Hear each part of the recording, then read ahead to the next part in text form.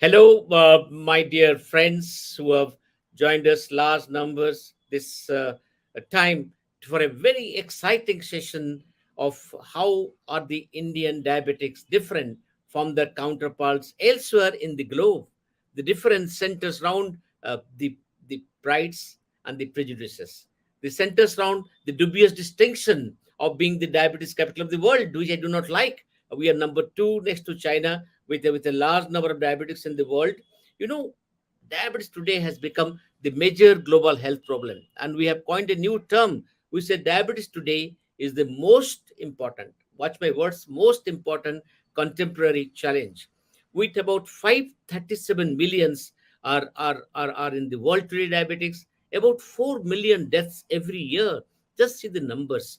And this number is increasing with an astounding rate in the low middle income group and in the middle income group. That is why this is very important for us. Now, today we know in the world, 1 in 7 diabetics is from the India. That makes it 17%.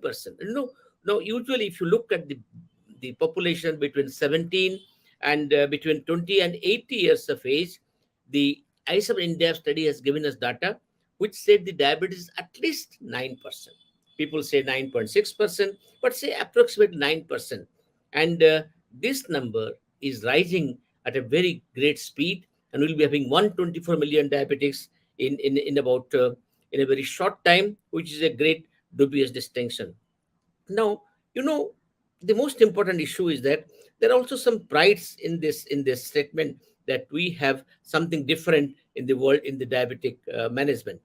The number one, I consider, Shalini, and my dear friends who have joined us today, that we may be large in the number, but we gave to the world for the first time the wonder drug, the wonder drug, the drug known as the metformin. And while others were debating to use metformin or not, in the 1950s we used metformin, and today we have, needless to mention, the metformin as the numero uno drug in the world, and it has been hailed as the foundational drug. Whatever you give, the foundation is metformin. That is Indian contribution, our pride. The second pride, Shalini, to my mind, is the fact that we, for the first time, of course, the times of Sushruta, is we know that he described diabetes for the first time. Charaka Sangita, Sushruta Sangita has very vivid description of type 1, type 2 diabetic.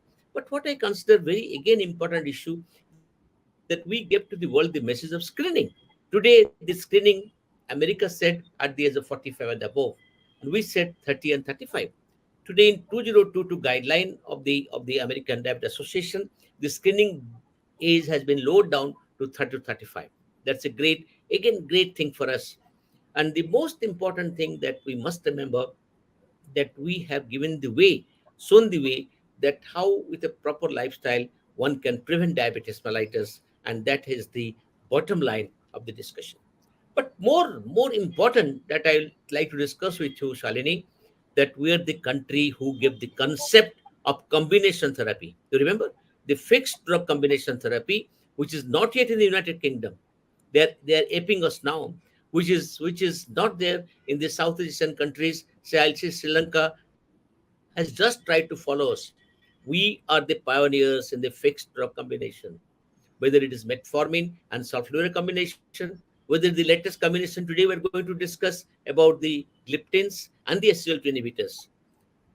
The concept of fixed drug combination originated from our country, Shalini. So that's the greatest pride for us. I consider that has given to the world the most convenient way of administering drug. I call it CCC, a fixed drug combination. Makes your life easier, pill burden comes down, it is convenient, the compliance increases, and the cost also comes down. So that is another pride for me, pride for all of us, being the Indian diabetes scenario members of seeing the Indian diabetics.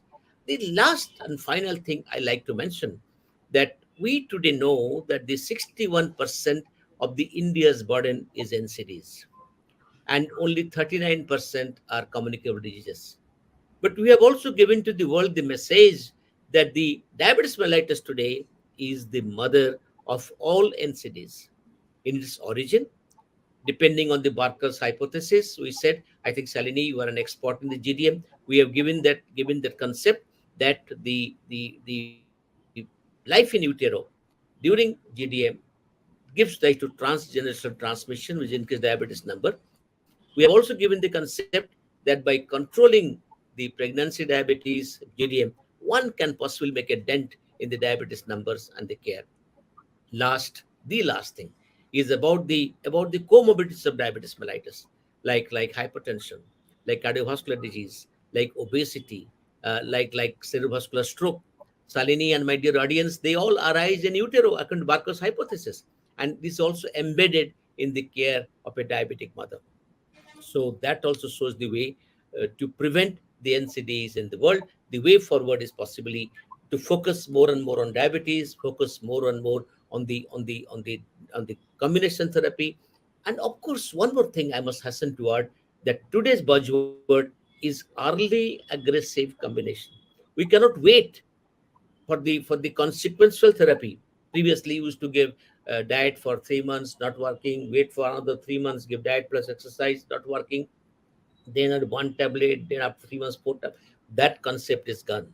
Today, from the day one, maybe we give 15 days time to see how the lifestyle changes working, and do not give the time if the hemoglobin A1C is above 8.6, or even some people have said at least 9. If they're 9, no time to be given. You try on the combination therapy the day one. So early combination therapy, especially combination of metformin with sulfonylurea, or current combination of SGLT2 inhibitors with DP4, have explored very great in the area of the diabetes management today. And today's discussion is centered around, again, three or four things.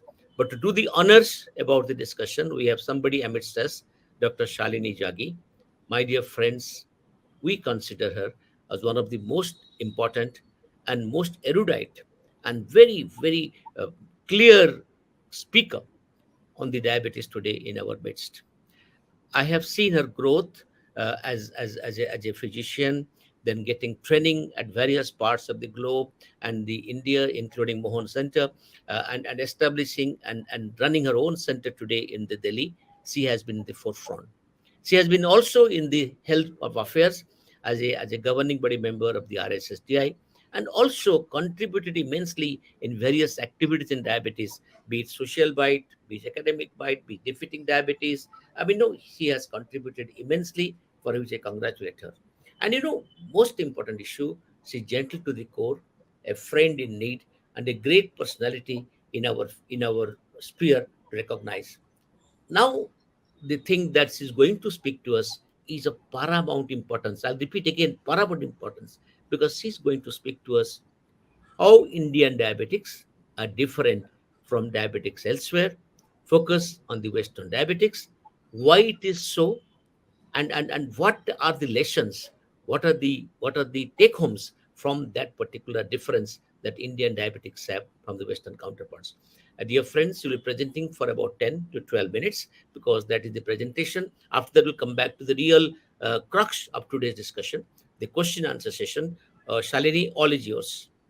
Thank you so much, sir, for Thank you. that very, very warm introduction. And I think getting it from you is the best prize that I could have gotten. So you've already made the day for me. Thank you so much. Thank you. So, without wasting much time, Dr. Das has very beautifully set the context for what we are discussing today. Whenever we talk of diabetes capital of the world, we have the highest numbers, probably because we are one of the most populated countries in the world. And we like born with that kind of programming. The Barker's hypothesis that Sir talked of very clearly, the NCD burden that we carry is huge, and we carry it from the womb, from the day we are even conceived. So, when it comes to managing diabetes, of course, there are differences between how we Indians or Southeast Asians are made, and how we behave and how we respond. And that is why, when we talk of treatment management, I think it is important to understand what kind of treatment fits us best based on our ethnicity, based on our genotype and our phenotype. So I'll take you through a presentation, just a few slides on telling you how the Indian diabetic patients are different from the Caucasians, and why, when a patient is sitting in front of us, we need to keep this difference in mind when we plan on what kind of treatment strategy we have for this particular patient. So, first and foremost are the physiological differences. Of course, the Indians and the Westerners are very different. The Asian Indians, compared to the Western population, get diabetes at a much younger age. And so, we have a huge lifetime of years that we need to spend with diabetes. And that is why optimal management right from the beginning is very, very important if we want to reduce the burden of diabetes complications, the comorbidities, and the mortality rates as well. Again, the Indians are born with a shorter stature, and although we have a low BMI compared to the Westerns, you will see the Westerns who are huge people, large BMIs, 30s, 30 plus, 40 plus. Indians comparatively have lower BMIs, but in spite of that, we are centrally obese. We have much more of greater abdominal obesity compared to the Caucasians, and that is why we have a higher amount of visceral fat, which is responsible for all the problems that we have. Again, we are a hugely insulin resistant population. So we have a greater amount of insulin resistance compared to the Caucasians. And on the one side, resistance is a problem, but we're getting diabetes at a younger age. We have smaller frames. And there's one more thing that you need to keep in mind. Southeast Asians have a much faster and an earlier decline in beta cell function compared to the Western population. So we have both sides of the coin. A, we have more of insulin resistance, and B, our insulin secretion also goes down much faster. So we have a deficiency as well as a resistance, which is much more in our population compared to the West. And that is why the Southeast Asian or the Asian Indian phenotype has a much higher amount of cardiometabolic risk compared to the Western counterparts. Not only is the visceral adiposity more in our population, we have much lower metabolic resistance and we have an increased cardiorenal risk. That is why the NCD pandemic, you can see, is hugely growing in our population. And that is why when it comes to managing our patients, what we need is a personalized approach which is relevant to the unmet needs of our population. That has to be the kind of strategy that we need to follow if we want to club and kind of reduce this NCD pandemic in our country. Now, one more thing that is contributing hugely to the growth of this diabetes and obesity pandemic, especially the huge numbers that we talk of in our country, is the lifestyle that has changed. From an agrarian population that we were maybe a few decades back, we are now becoming more and more westernized. The lifestyle has been changing, the eating patterns have been changing.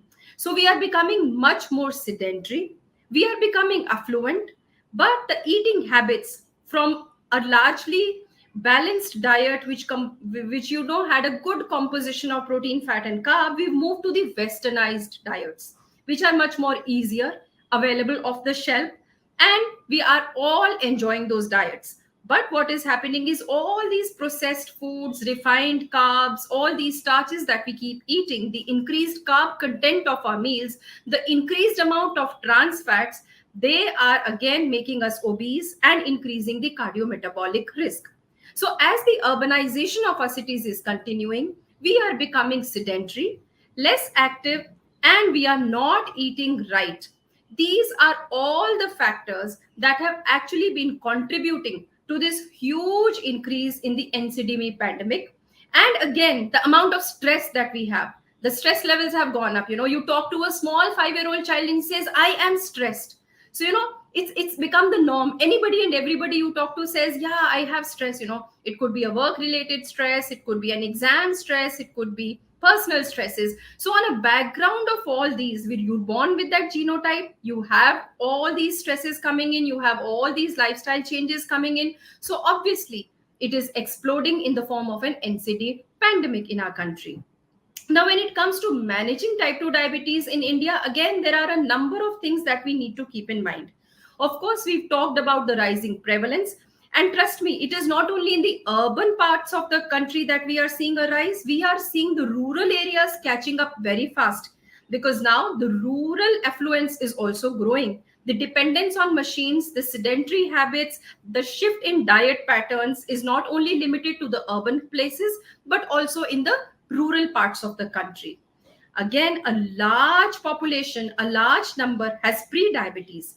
Even if you look at the number of people who are living with an undiagnosed diabetes is again huge, 40 million people out of the 74 million that we have today.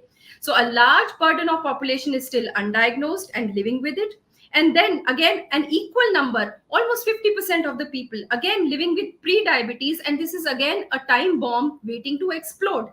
So if they convert to diabetes, you can just imagine what kind of an explosion we will have in terms of diabetes and NCDs. Like I said, the genetic and the environmental risk factors are already there. And that is why the young people these days, even in their teens, are getting type 2 diabetes. You see a lot of school children who are overweight, who are obese, who are sedentary. So all these factors you need to keep in mind when we talk of preventing diabetes and stopping this pandemic in its course. Again, a large number of diagnosis happens late. Half of the time the people are not aware, the public is not aware of the increasing burden, what they need to do, what is their risk for diabetes, and half of the time they are not even knowing that they are diabetic.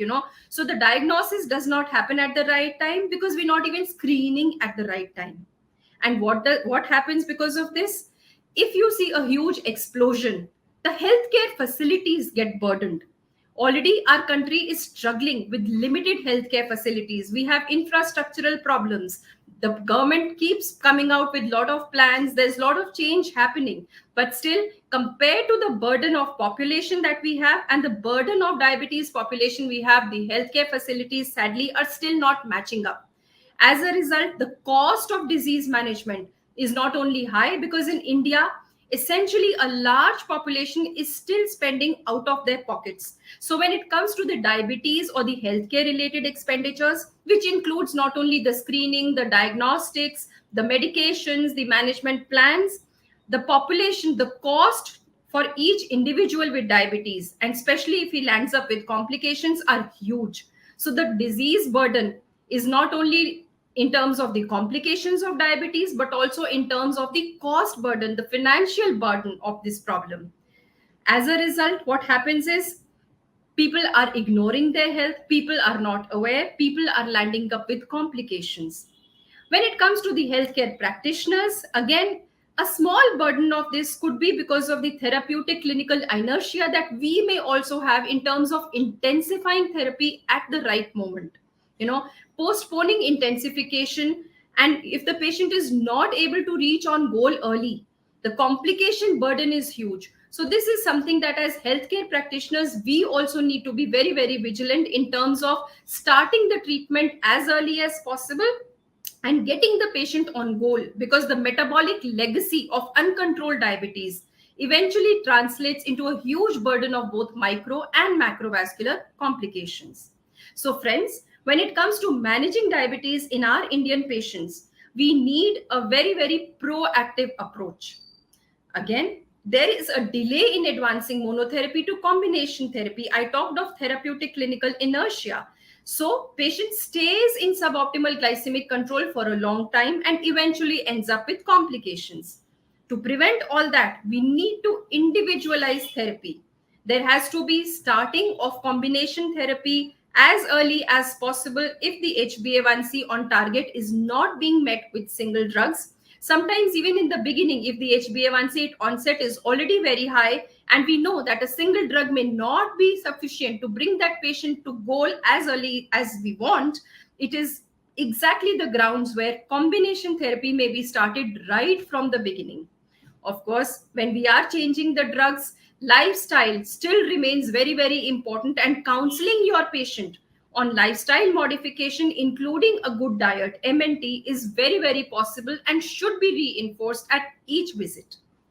Multiple drugs in combination may be needed. We know there are different pathophysiologies. We've seen the ominous octet by DiFronzo, which talks of 8 pathways. And then there was this paper talking of the dirty dozen. And we know there are so many different contributors. So there are different pathophysiologies. So it is absolutely not possible for one drug to address all pathophysiologies. And that sets the ground for combination therapy. One of the combination therapies that has become very, very useful is the FDC of DPP4 inhibitors and the SGLT2 inhibitors, which try and aim to target multiple pathophysiological pathways of the ominous octet, and therefore the FDC of SGLT2 and the DPP4 inhibitor is a very good partner to metformin. I call it a marriage of convenience, because not only are they able to address most of the pathophysiologies that we talk of, but the improvement in the metabolic profile of the patients leads to a reduced burden of complications. The FDC reduces the pill burden, and like Dr. Das very beautifully said, the three C's are met. So, not only does it improve glycemic control, there is a reduction in body weight. Most of our patients are struggling with weight, they are overweight, obese. Without increasing the risk of hypoglycemia, you were able to achieve good glycemic control at a cost which is available. And the UTI aspect, which we do see a slight increase with SGLT2 inhibitor, if you give a combination with DPP4 inhibitors, that is also taken care of. So, friends, it is very, very pertinent that we know which therapy to choose for which patient.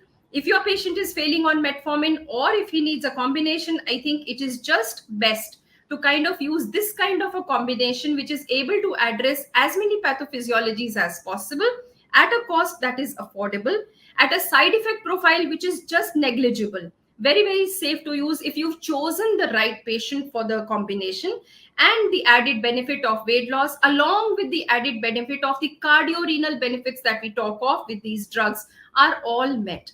So I think it sets the ground to say that a combination of an SGLT2 inhibitor along with a DPP4 inhibitor does become a suitable option for an Indian patient with type 2 diabetes because of all the different differences that I talked of. Not only does it help in providing a safer, rapid, and sustained glycemic control, it improves both insulin resistance, which I talked of in the beginning, which is a common defect in our population, along with addressing the beta cell function decline that I talked of, at the cost of reducing body weight, reducing blood pressure, which are the pleiotropic benefits that we get with these drugs, and the reduced pill burden when you use an FDC, because not only is it cost effective, it is less number of pills they have to swallow, improvement in adherence and compliance, and overall the affordability becomes very, very easy. So I think with that, I'll rest my case and then we can proceed with discussions. You gave a beautiful overview and have brought out the important facets of Indian diabetics. Thank you very, very much. Great, great talk. Now, we have few minutes left for the discussion, about 12 minutes. And, before I start that, I would like to reiterate few things that are very pertinent for us to remember. Yesterday, we reviewed what are the learnings from the I7 INDAB study. We called it compendium. What are the compendium of the I7 INDAB teaches to us? The first thing first, diabetes starts at 29 to 39 years of age, in contradistinction at the age of 45 in the Western countries. Therefore, as you rightly said, the number of years the arteries bath in the syrupy blood glucose is of paramount importance. Therefore, early aggressive control to my mind, is the most important thing to be done. And diabetes is a disease of multiple defects. We call it differentious ominous octet. People talked about the ominous 11, dirty dozen. So there is more than one defects. And today in the armamentarium, as you rightly pointed out at the end, have drugs to address multiple defects to produce visible, perceptible change in the very beginning. You touched upon the fact on the pre-diabetes, and today pre-diabetics is poised to become a very important facet of health.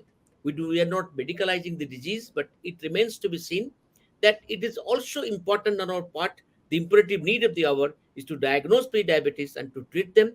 And for treating pre-diabetes today, we have lifestyle. If it does not work, we have to take recourse to the oral tablets, and the tablets that you mentioned, metformin, even the pioglitazone and the other drug, SGLT to a certain extent, have also been used, though metformin rules the roost as the number one drug.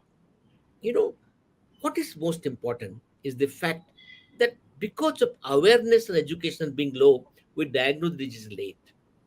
Therefore, when we say early diabetes, it is already some years have passed by. Therefore, not to start treatment with combination therapy becomes a crime. That is the message that I like to give. The final thing is that Genetics loads the gun. You cannot choose our parents, we cannot choose our Absolutely. in-laws, but what we can choose is lifestyle. And you rightly pointed out the acculturation, the westernization, the colonization is a responsible factor, but they're factors of life. We cannot ill afford to change them. At this point, I would like to ask you very focused and pointed questions. Now, we have a lot of undernutrition, and in spite of undernutrition, we knew that the Jocelyn said, with the excess of fat, diabetes begins. With excess of fat, diabetics die. But with low, no fat in Indian lean diabetics, undernourished diabetic, malnutrition, modifiable diabetes, how does the diabetes begin, and how the people with undernutrition get into get into complications and the mortality? Salini, since the time is less, I want one or Yes, sir. two line answer. One line So, so, answer. so very briefly, I'll tell you, I think this is where the developmental origins of adult disease comes in. The thrifty genotype that we are born in. We were not programmed actually for abundance. From years, we were actually programmed to have limited resources and grow in those limited resources. So the pancreas was small. You're born undernourished. The low birth weight that our Indian children are born with, the low lean mass that we have, so it was essentially we were not programmed for that kind of an metabolic assault that happens post birth.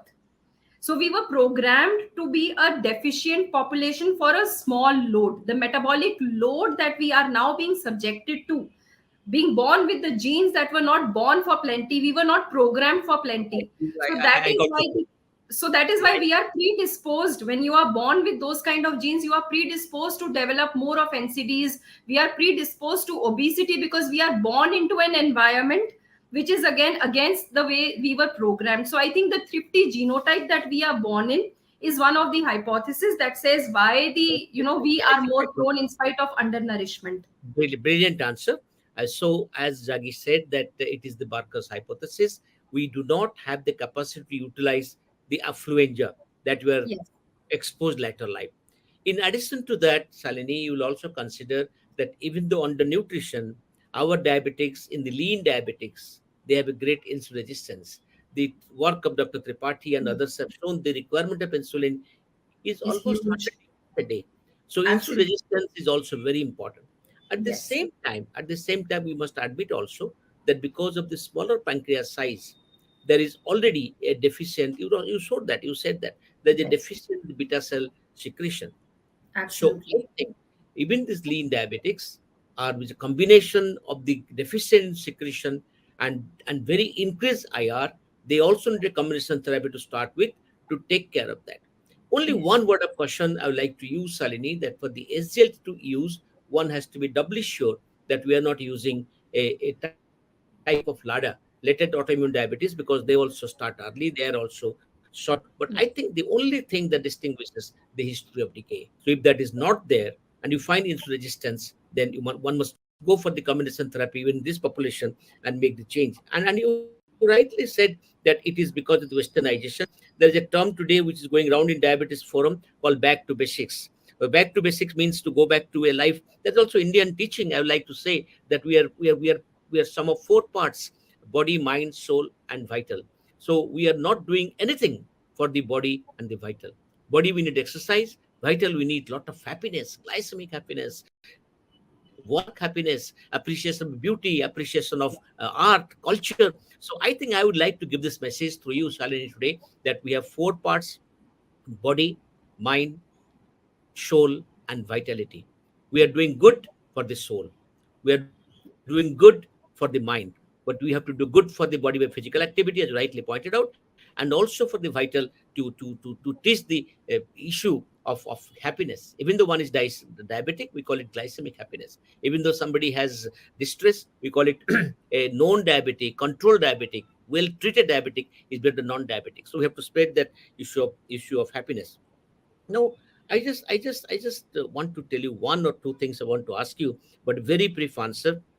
You know, some of the Indians feel, Salini, believe me, they feel that Indian diet is deficient and they want to shift to the Western diet. I want single line answer to their question, to their comment. So Indian diet, if you go back to the actual Indian diet, was a good mix of protein, fats, and carbohydrates. But what has happened is with affluence, I think the carbohydrates have been going up and the proteins have come down. And that is the reason why people feel that the Indian diet is not good and you need to switch to all these different fad diets or the Western diets. I still reiterate, the ICMR INDIVE study that you said was discussed yesterday very clearly says that if we can go back to the basics, reduce the amount of carbs and increase the amount of protein and fiber in the Indian diet, I think it is a very well balanced diet. All you need to do is balance the quantity of the macronutrients and keep in mind the micronutrients. I think beautifully we said. So the question that I asked you, you really caught the question. A regular Indian diet. I'm not talking about the fast food. I strongly Yes, believe fast food kills fast. But I'm talking regular carbo Indian diet, which is a good proportionate diet, and it is actually a complete diet, a absolutely a fabulous diet to be preventive, absolutely. at the same time curative also. So that's a very important question. Now you see that we are a country with large number of type 2 diabetics, and you know that insulinization is hardly today. Latest WHO data for India and Government of India data from the NCDR, the data is that we use insulin in very small number of cases. It is between 17 and 22, and out of the 22, many are combination therapy with insulin. We call it BITS therapy. They take morning SGLT2 DPP4, and evening they take insulin. So it is bedtime insulin and daytime oral drugs. So that is also a great thing happening today.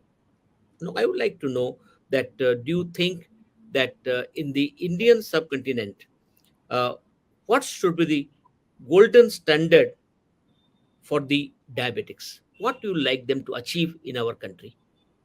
One, two, Of three, four. course, What is the fasting plasma, post-meal plasma? What is the HbA1c, and what else you like them to achieve? I think it is, we have moved beyond HbA1c to actually glycemic excursions that need to be taken care of, glycemic variability that has to come down. So, not only the fasting, postprandial, and the HbA1c should be on target, but the peaks and the valleys need to be taken care of. So, I think regular monitoring is I very think important. One minute here. You know, Sir, this is a very important concept I like my audience to take from Dr. Salini. You know, it is not only that you use drugs which bring down the blood glucose, but you use the drugs which bring down blood glucose harmoniously, which brings yes, down equally without troughs and troughs. And today we know the glycemic variability is one of the most important cause for the complications. And it has been shown in three complications at least: cardiac complication, in the kidney complications, and the stroke and the metabolic part of the complications. It is the variability which matters most. And you know, the drugs that we discussed today, the SGLT2 and DPP4, have much less variability. So, to yes. my mind, the DPP4 and SGL2 combination works out a great drug to have great GV. No, I mean, no grace variability whatsoever. But please proceed, Salini. So, so obviously, when it comes to a patient with type 2 diabetes who we are managing in India, not only do we need him to be on good glycemic controls, like I said, the glycemic variability has to be minimized. The time in range, that means the amount of time in a day that the patient spends in glucose values that are in range, has to be increased, and then only can the burden of complications be reduced. So we need to be proactive in terms of not only kind of having a diabetes management plan that involves pharmacotherapy with drugs that give him good glycemic control without too much of hypoglycemia, which address his weight issues. And we also need to talk about the lifestyle and the role of diet, so that has to be taken care of, and the mental health, the stress levels that need to be reduced. So I think we have to aim not only in terms of the HbA1c reduction, the reduction in the microvascular and the macrovascular burden of the disease, but achieving all that while keeping a good lifestyle, good mental health, and a good healthy diet. So he Fantastic. has to have a positive attitude. So that kind of a reinforcement is very important. And Thank you, glucose Salini. monitoring is also something that has to be encouraged in our population. Absolutely. I think you can only improve what you measure. That's what the message he wants to give. Yesterday, I was talking about that. You know, you cannot improve anything what you cannot measure. And how can you improve diabetes, as you rightly said, without measuring diabetes, without monitoring diabetes? Absolutely fabulous comment. So I like people to take home the message that monitoring in diabetes, measuring blood glucose, measuring XYZ other parameters are most pivotal role in improving diabetes? Two important questions like dessert I have kept to the end. Number one, you know, there is lot of papers published, Shalini, from India, that the Indian population, Korean population, there are populations in the Pima Indians where they said that the high carb group like Indians, the DPP4 is a very important drug. Mohan's paper, whom you with have worked before, the various other paper, they said that it is very important in Indians because DPP4 has a much greater benefit than the elsewhere. Americans, as usual, they do not use, but that is their loss and our gain. Now, I would like to give you one sentence answer. How do you think DPP for Indian population? Definitely, sir. Huge amount of studies have shown that the incretin axis is one thing. If you take care of that, if you are able to correct the incretin defect in the Indians, we respond beautifully compared to the Caucasians. So I think the augmentation of GLP-1 even to physiological levels with DPP-4 inhibitors that we see is sometimes good. And that is why we respond so much better to DPP-4 inhibitors. So all the therapies, including GLP-1s and DPP-4s, we respond much better to these compared to the Caucasians, and that is why the all the literature is in favor of having these therapies on board for an Indian population. Good. I think the second part of my question is again very prophetic. Today we know that the new kid in the block, the SGLT2 inhibitors, have come at a time which is absolutely golden time for the diabetes treatment. And we also know that SGLT2 drug have come to stay, as you rightly pointed out, for the CMR, cardio, metabolic, and renal benefits. Renal You have benefit. described about the cardiac benefits, whether it is diabetic, even non-diabetic, whether it is preserved fraction failure, if it is a reduced ejection fraction failure, whether it is a cardiomyopathy as a whole, the diabetic heart failure, SGLT2 are the drug of choice. You agree with me? Both in diabetics Absolutely. and also in the non-diabetics. A great Non-diabetic. the benefit. So people who have cardiovascular risk factors or those who have cardiovascular onslaught themselves. There's a difference with GLP-1 and SGLT2, but I think the SGLT2 has stood out as the number one drug. And Number the one. ESC, the European Society of Cardiology, even the last meeting in Barcelona, again reiterated that it can be used before metformin. What is your Before me. take on it? I'm a champion of Absolutely. metformin, but I want to ask you the question: will you like to start a combination of SGLT2 DP4 first before putting a DPP4 metformin combination, or SGLT or SU metformin combination? Or let us discuss Absolutely. lack of time only on the Yes. SGLT to DP4 combination. How will you position it? Definitely, sir. Given a choice, I talked about the Indian phenotype. So, this is a population where you have insulin resistance, where people are struggling with weight, there's overweight, there's obesity, and the pleiotropic benefits that we are able to achieve with SGLT2 inhibitors. I think it addresses not only the glucotoxicity and the lipotoxicity part, but it also helps in all these pleiotropic benefits, the cardiorenal benefits that we see, the reductions in heart failure, the improvements in the renal parameters, the slowing in the progression of renal disease. So, all those things I think help your patient to achieve the goals safely, prevent the complications, and manage these complications. So, when it comes to the risk of cardiovascular disease is huge in patients with type 2 diabetes. So, any patient with type 2 diabetes who has the risk factors for atherosclerotic cardiovascular disease, established CVD is fine. That patient should definitely be on an SGLT2 inhibitor. But somebody who does not even have manifest CVD, for that patient also, if he has risk factors, definitely the SGLT2 inhibitors takes precedence in his prescription. Not I only think is it going to, so the care me approach that we talk of, the cardio renal and the metabolic approach, so the yeah. combination is able to address as many problems as pathophysiologies as possible with And all the and, and benefits. I will hasten to add one more thing, that the most important issue is that it can be used before metformin for the few benefits. As you rightly Yes. said, metformin is weight neutral. Yes. SGLT2 can produce weight loss up Weight to loss. 1.5 to 2.5 kgs. And the weight loss today, you rarely refer to obesity as one of the causes of rising prevalence. Yesterday, we coined the term liposity. So this lipocity is also addressed by the SGLT2. So it is not addressed by any other drug. Can be weight loss with the semaglutide, but that is very costly drug. Yes. Number two is that if you want to put this combination DPP4 plus SGLT2 FDC above SU plus metformin, most important issue, as you rightly pointed out, is the safety. Do no harm, nurture the harm is the slogan that we always give. We may not do benefit, don't do any harm. Now Yes. this combination of issue and met, if not used properly, well, I use it plenty, if not used properly, can give rise to hypo, can give rise to Yes. little bit of weight gain. Wait. But this is Yes. taken care of by this new combination.